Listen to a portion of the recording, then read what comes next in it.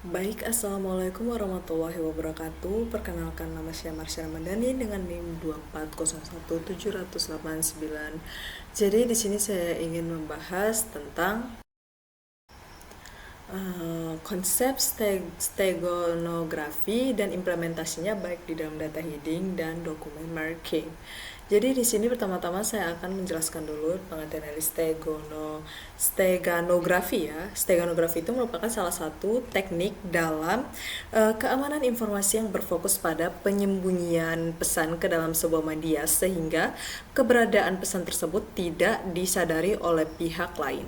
Berbeda dengan kriptografi yang hanya mengubah isi pesan menjadi transkripsi namun tetap terlihat sebagai pesan yang mencurigakan, kalau steganografi itu menyembunyikan pesan secara halus ke dalam media seperti gambar, audio, dan dokumen.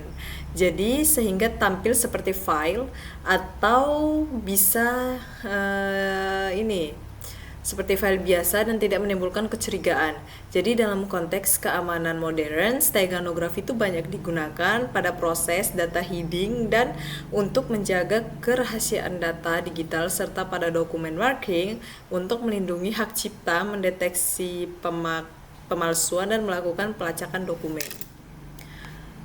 Lalu adapun tujuan dari steganografi itu, tujuan utamanya itu dari penggunaannya itu khususnya pada teknik data heading dan dokumen marking itu, dia meliputi yang pertama ada menjaga kerahasiaan informasi, yang dimana penyembunyian pesan itu membuat pihak luar tidak mampu mengetahui bahwa terdapat data penting di dalam suatu media dan mencegah akses tidak sah. Yang kedua yaitu pesan yang tersembunyi sulit diidentifikasi dan diekstrak tanpa mengetahui metode yang digunakan.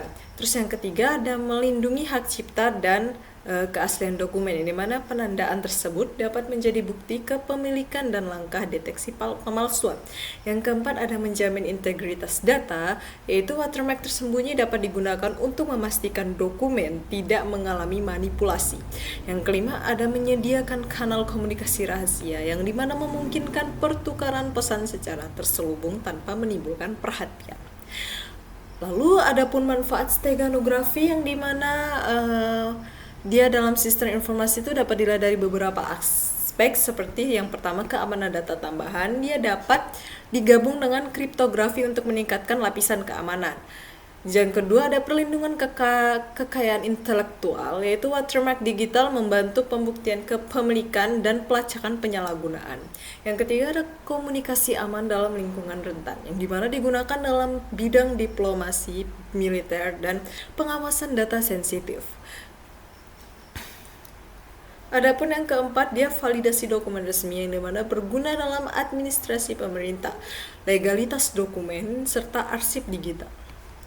Adapun kelebihan dari steganografi ini, dia dapat dirangkum seperti yang pertama tidak mencolok, yaitu pesan tidak terlihat sehingga tidak menimbulkan kecurigaan. Yang kedua, kualitas media tidak berubah signifikan, yaitu teknik seperti LSB menjaga media tetap tampak normal. Yang ketiga, dapat dikombinasi dengan enskripsi untuk menghasilkan perlindungan data berlapis. Yang keempat, dia mendukung berbagai format media mulai dari gambar, audio, video, dan hingga dokumen. Terus adapun kekurangan dari steganografi, yang dimana dia memiliki keterbatasan yang perlu kita perhatikan, yaitu yang pertama rentan terhadap kompresi atau pengeditan, yang mana dia perubahan besar dapat merusak pesan tersembunyi. Yang kedua pada kapasitas penyimpanan terbatas, yang dimana jumlah pesan yang diarsipkan tergantung ukuran media. Yang ketiga teknik deteksi modern atau steganalisisnya dapat menemukan pola penyembunyian jika dilakukan secara tidak aman. Yang keempat ada implementasinya yang buruk dapat mudah terungkap jika teknik penanamannya tidak tepat.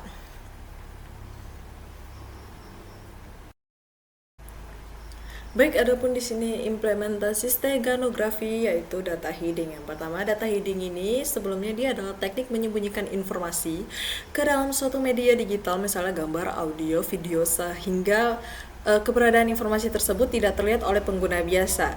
Jadi tujuan utamanya adalah agar data tetap rahasia dan tidak terdeteksi. Yang berbeda dengan enskripsi yang membuat teks terlihat acak dan mencurigakan. Jadi data heading justru menyembunyikan keberadaan pesan, bukan hanya isinya. Fungsi dari data heading yaitu melindungi kerahasiaan informasi, mencegah penyadapan atau sniffing, yaitu menyediakan ketiga, menyediakan komunikasi tersembunyi. Yang keempat, penggabungan dengan kriptografi, seperti pesan bisa dienkripsi dulu baru disembunyikan ke media. Yaitu cara kerja data hiding, ELSB, Least Significant Bit.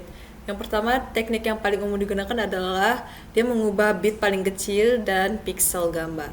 Jadi gambar digital itu memiliki piksel yang terdiri dari nilai RGB 0 sampai 255. Jadi bit paling kecil itu dia tidak terlalu berpengaruh pada warna akhir. Jadi cara kerjanya, misalnya kita yang pertama ambil pesan, ubah menjadi binary, contoh A menjadi 01000001. Yang kedua ambil gambar, yaitu baca piksel satu persatu. Yang ketiga ubah bit paling akhir piksel sesuai bit dari pesan.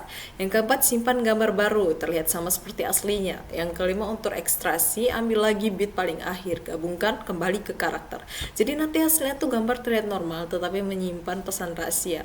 Adapun implementasi steganografi, yaitu dokumen marking, digital watermarking, dia tuh pengertiannya dulu nih, dia adalah teknik menyisipkan informasi identitas yaitu watermarking ke dalam sebuah dokumen digital seperti gambar, PDF, atau dokumen sertifikat. Jadi watermarking ini bisa terlihat atau tidak terlihat. Berbeda dengan data hiding yang menyembunyikan pesan rahasia, dokumen marking ini menyembunyikan identitas pemilik atau bukti keasliannya.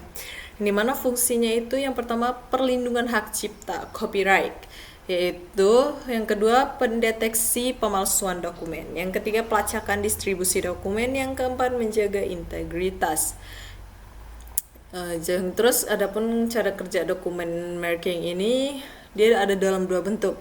Yang pertama, visible watermarking atau watermarking terlihat, contohnya tulisan transparan, confidential, atau draft atau logo perusahaan. Cara kerjanya gambar asli dibuka, layar teks atau logo ditambahkan, disimpan sebagai file baru, cocok untuk menunjukkan kepemilikan secara langsung.